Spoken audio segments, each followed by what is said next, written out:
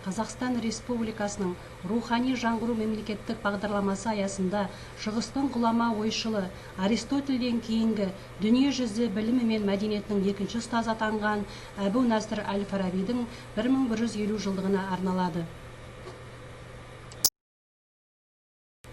Шығыстың ғұлама ойшылы Әбу Насыр әл-Фараби 870 жылы Ұлы Жібек жолының маңызды орталықтарының бірі болған бүгінде Отырар аталатын Фараб қаласында дүниеге келді. Шығыс ойшылының толық аты Әбу Насыр Мұхаммед ибн Узлах ибн Тархан әл-Фараби ат-Түркі деп осылай аталған. Әл-Фарабидің жазған барлық ғылыми еңбектері араб тілінде болды. Сол себепті шығыстың ғұлама ойшылы Әбу Насыр әл-Фараби деп атады. Әбу Насыр әл-Фараби Аристотельдің және Платонның шығармаларына жазылған түсініктемелердің авторы. Осыған байланысты әл-Фараби Аристотельден кейінгі екінші ұстаз атанды. 941 жылы белгілі ғалым ретінде аты баршаға мәлім болған әл-Фараби Дамаскіге көшіп келіп, қалған өмірін осы қалада ғылыми жұмыстармен айналысумен өткізді. 950 жылы Дамаскі қаласында дүниеден озды. Бүгінгі таңда қазақ жұрты Әбу Насыр әл-Фарабидің өмірі мен еңбегіне айтарлықтай қанық болса да, оны зерттеп, қазақтың бабасы екенін бүкіл әлем халықтарын алдында дәлелдеген және ұлы ғұлама туралы көптеген еңбектер жазған Әбу Насыр әл-Фараби мұрасын алғаш зерттеген қазақ ғалымы Ақжан Жақсыбекұлы Машанов туралы бірі білсе, бірі білмейді. Ақжан Жақсыбекұлы Машанов 1906 жылдың 2 қарашасында Қарағанды облысы Қарқалы ауданында дүниеге келген. Ақжан Машанов қазақ ғылымы мен білімінде өзіндік орны бар беделді ұстаз болды. Аристотельден кейінгі екінші ұстазды зерттеуші ғалым ғана емес, сондай-ақ Қазақстандағы геомеханиканың негізін салушы әрі жазушы. Үлкен ғалым академик Ақжан Машанов әл-Фараби бабамыздың өз отаны қазақ топырағына қайта оралуына өте орасан зор еңбек сіңірді. Ол 50 жылдан астам өмірін әл-Фараби бабамыздың мұрасын зерттеуге арнады. Ақжан Машановтың тарихта қалған үлкен ғылыми еңбектерінің бірі Әбу Насыр әл-Фарабидің қазақ топырағында дүниеге келгенін, оның қазаққа тиесілі екенін әлем халқы алдында дәлелдеуі болды.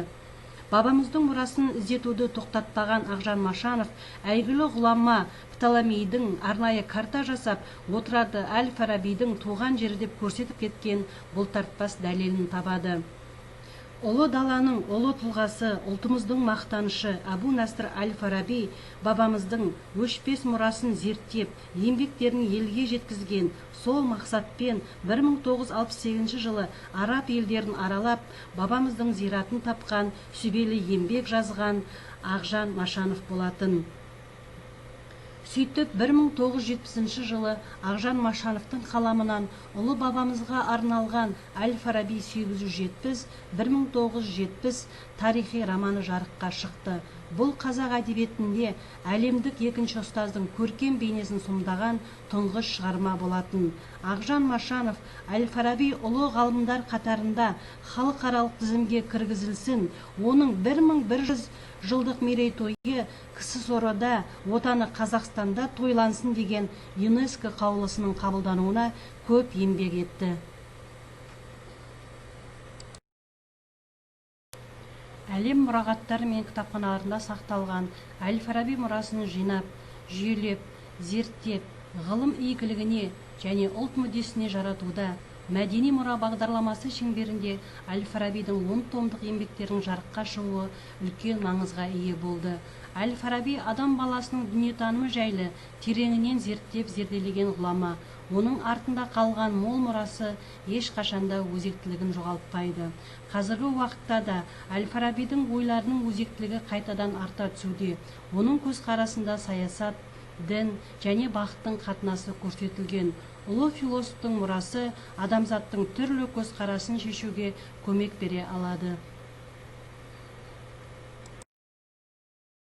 Қазақстанның белгілі ғалымы, этнограф Ақселеу Сейдімбеков құрастырған ұлы бабамыз Әбу Насыр әл-Фарабидің тапқыр сөздерін және даналық ойларын назарларыңызға ұсынамын.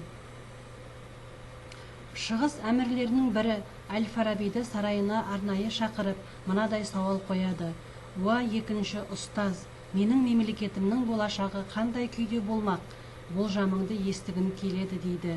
Сонда Әл-Фараби: «Еліңнің болашағын білгің келсе, маған жастарыңды көрсет, сонан соң айтып берейін» деген екен. Бір күні әлдекім Әбу Наср Әл-Фарабиге тамаша болып, толыса піскен алманы көрсетіп сауал қойыпты: «Осы алманың бітім болмысындағы жақсы қасиеті не? Түсі ме, шырыны ма, дәмі ме, әлде бітімі ме?» деп. Сонда Әл-Фараби: «Бәрінен де оның ұрығы тамаша. Өйткені осы алманың өзі сол ұрықтан өсіп шыққан, және одан бүкіл бақ пайда болды ғой» деп жауап берген екен. Әбу Наср Әл-Фараби бабамыз өз заманда дарынды ақын болған, және өзі жасаған қыпшақ деген домбырасымен күмбірлетіп күйді тамаша тартқан екен.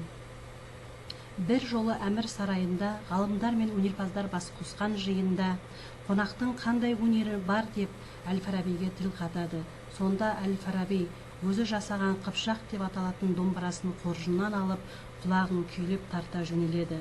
Алғашқыда ортекедей ойнақтаған ерке күй жиналған жұрттың бәрін күлдіріп, еліктіріп әкеткендей болады.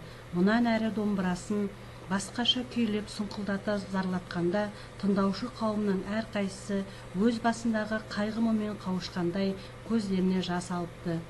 Келесі бір тыныста қыпшақ домбыраның құлақ күйі қоңыр сазға ауысып, жанға рахат үнмен бесіктей тербегенде, тыңдаушылары маужырап қалғи бастайды.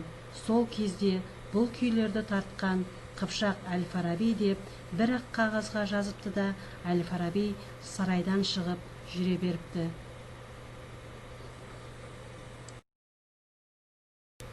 Туған жерден шалғай жүріп, бар өмірін ғылым-білімге сарп еткен Әл-Фараби қартайған шағында өз елінің керуен кіре тартып жүрген адамдарын кездестіріп, қатты толқиды. Ел жұрттың хал-жағдайын сұрап, көңіл орнықтырған соң, қоштасарда өзінің жан серігі Қыпшақ деп аталатын домбырасының бетіне: «Айналайын атам Қыпшақ, туған жерім сағындым, өз атыңа, құрметіңе қайда жүрсем табындым» деп жазып, туған жері мен еліне сәлемдеме белгі ретінде беріп жіберген екен дейді. Назарларыңызға рахмет.